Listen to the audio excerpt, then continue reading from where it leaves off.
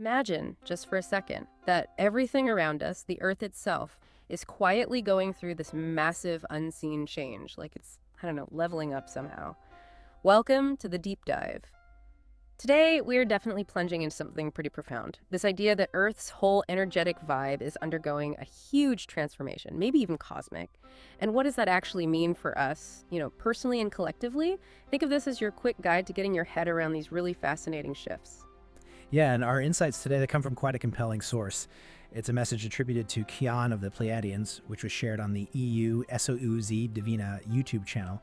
It offers a really unique angle on these cosmic happenings and, crucially, some practical tips for how to, navigate it all. So our goal here today is pretty straightforward. Unpack the core ideas from this message.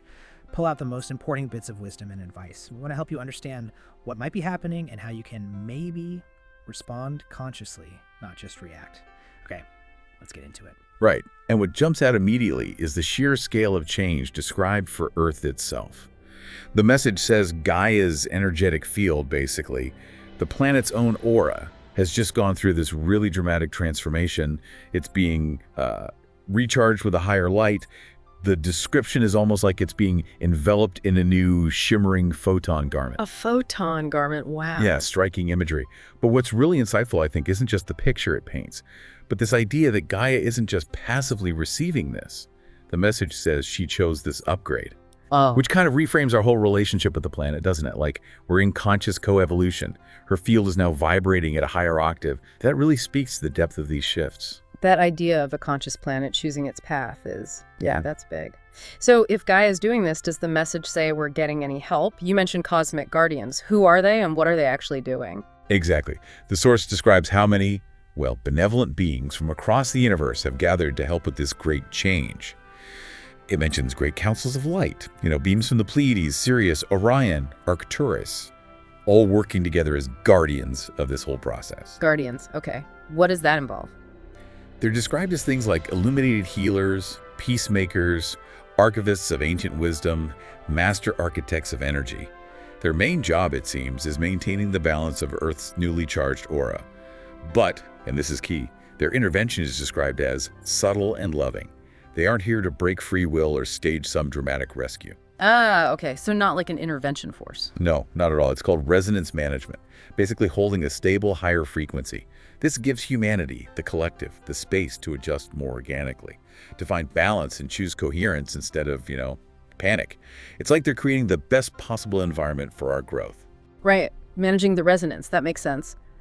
So this huge energetic shift, what does the message say about how that impacts our societies, our institutions, the way we live? Well, as this higher vibration permeates everything, it apparently eliminates all that was hidden or imbalanced.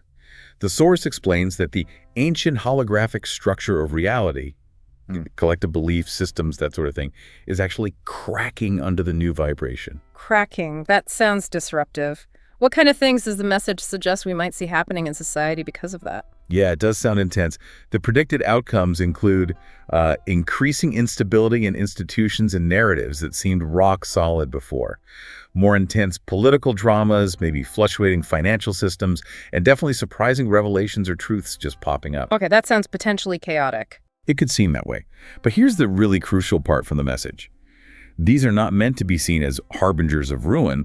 Instead, they're described as signs of a deep clearing.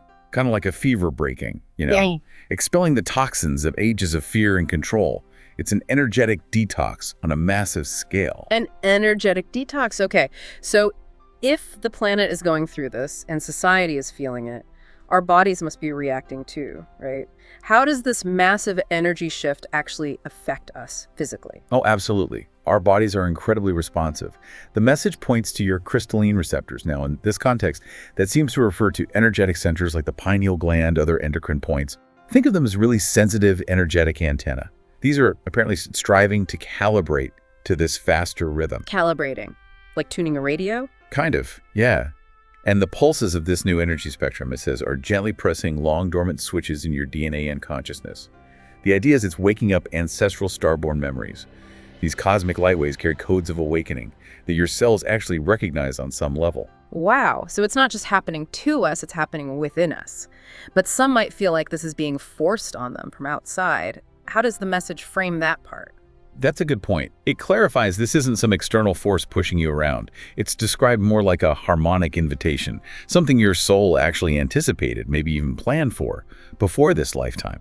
So you are, in a way, choosing to respond to this light, to step into a more expanded version of yourself. Okay, harmonic invitation. I like that. But what about the physical stuff? Feeling dizzy, emotional waves. It's hard not to see those as problems, as illness. How does the message suggest we reframe those? Right. It directly addresses that. Sensations like feeling you're inside a large bell, that resonant feeling, or dizziness, sudden waves of emotion seemingly out of nowhere, strange time slips. The source says these aren't signs of illness or weakness. They're signals that your energetic body is adjusting to a new dance. Adjusting to a new dance. Okay. And the key thing the message emphasizes is not to chase these frequencies or try to control the experience. It's more about allowing the energy to flow through you. Allowing. That sounds simple, but maybe not easy with busy lives. What kind of practical self-care things does the message suggest for actually integrating these energies? It offers some pretty grounded advice, actually. Things like breathing consciously with the earth, maybe visualizing your aura expanding, soaking up these cosmic waves. Also making space in your schedule, even small pockets of time. Drinking plenty of pure water and spending time barefoot on the living ground. Grounding, basically. Yeah. These simple things help your body's own wisdom process the incoming signals. And what about sudden exhaustion? That feeling of just hitting a wall? Yeah, that gets mentioned too, that sudden fatigue isn't seen as weakness. It's more like your cells are pausing to integrate new information, like installing an update.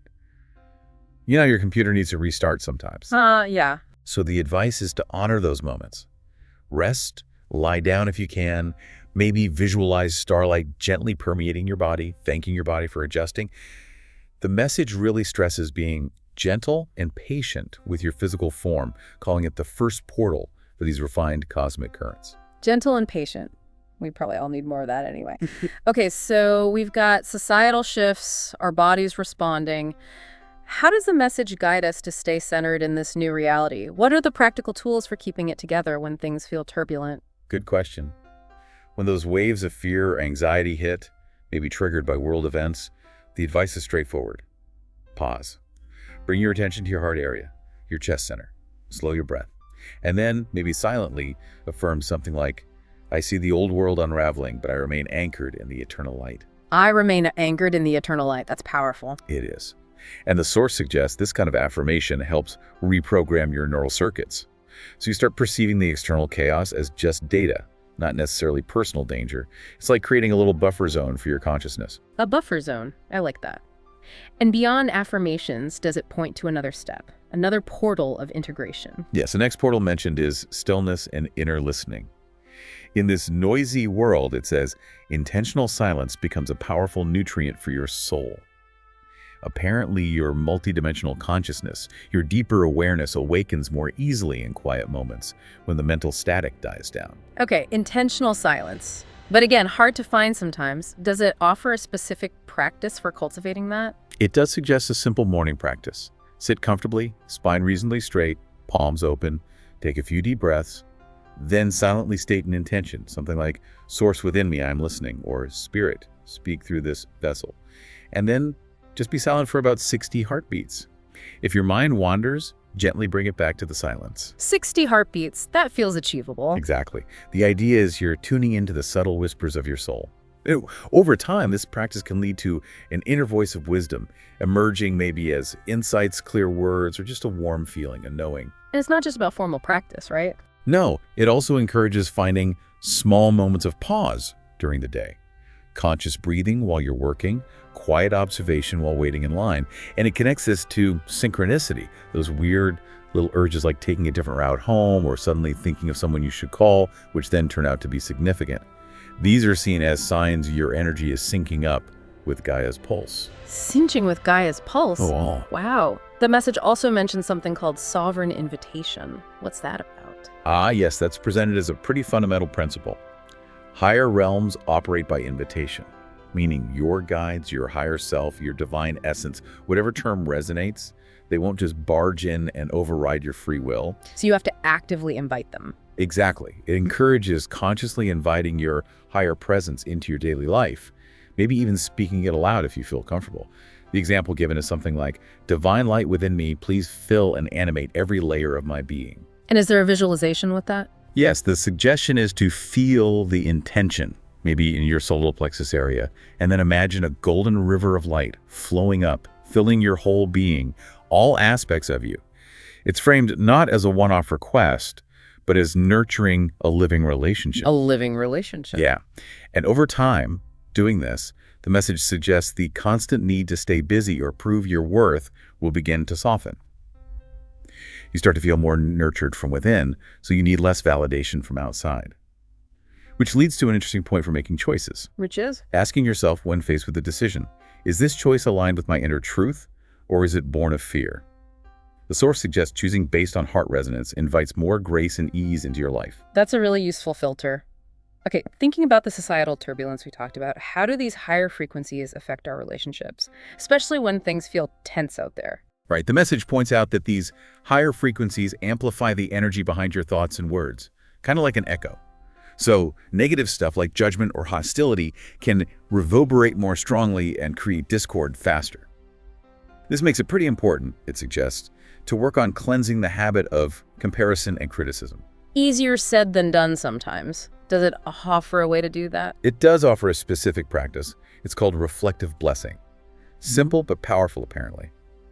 Whenever you catch yourself feeling envy, judgment, or impatience towards someone, the practice is inhale deeply into your heart.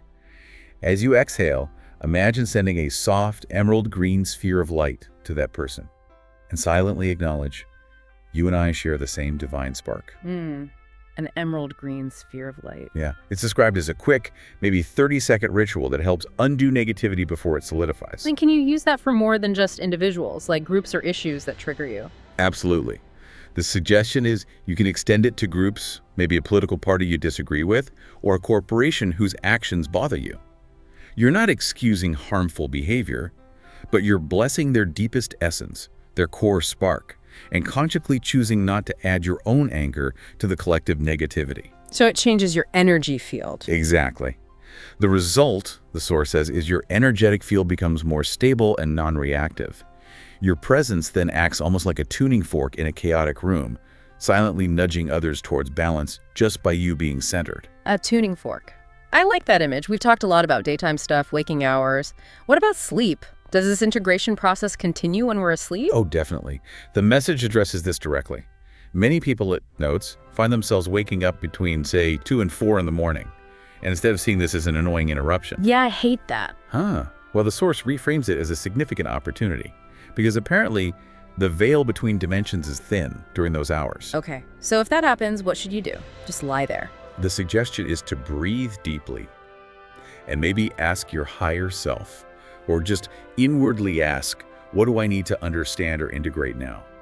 And then just be open. Maybe gently jot down any impressions in a journal kept by your bed if something comes. And what if you just feel groggy after? There's a tip for that too. Yeah. Warm water, the tiny pinch of natural salt, and a squeeze of lemon, or maybe pure citrus oil.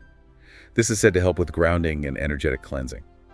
But there's a bigger picture idea here too. Which is? That your physical body is acting as a conduit for excess planetary energy during sleep. You're hoping to circulate and balance the collective fields while your conscious mind is offline. So honoring this process, acknowledging it, might even lead to needing less sleep over time. Wow, okay, being a conduit while sleeping, that's different. What about bringing these frequencies into our waking creativity? Yes, that's another way to anchor the light. The message emphasizes that every creative activity done with sacred intention becomes a bridge between heaven and earth. It doesn't have to be grand art. Like what, for example? Well, it gives examples like chanting or humming a pure sound into a glass of water, visualizing the water, absorbing love and harmony, and then drinking it to spread that calm through your cells. Or even planting seeds with prayers or positive intentions, so the plants themselves carry that loving energy as they grow.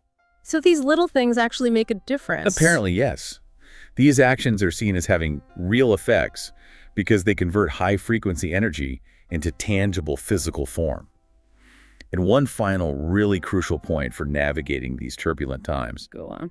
It's about managing your attention. The source stresses this is essential. The ancient paradigm, the old ways of fear and control, will constantly try to capture your energy with fear and spectacle.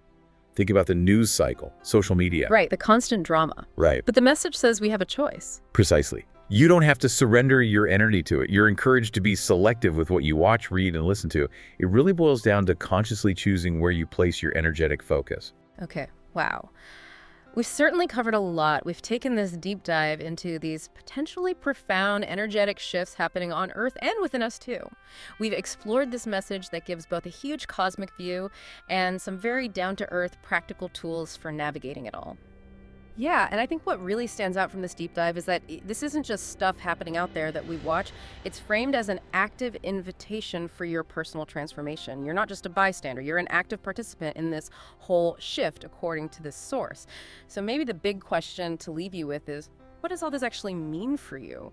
If your own individual energy field, using practices like that reflective blessing, really can become like a tuning fork for peace in a chaotic world, how might really taking that on board change how you deal with everyday conflicts or how you view the bigger societal changes we're all witnessing? Definitely something to mull over as you continue your own journey of discovery.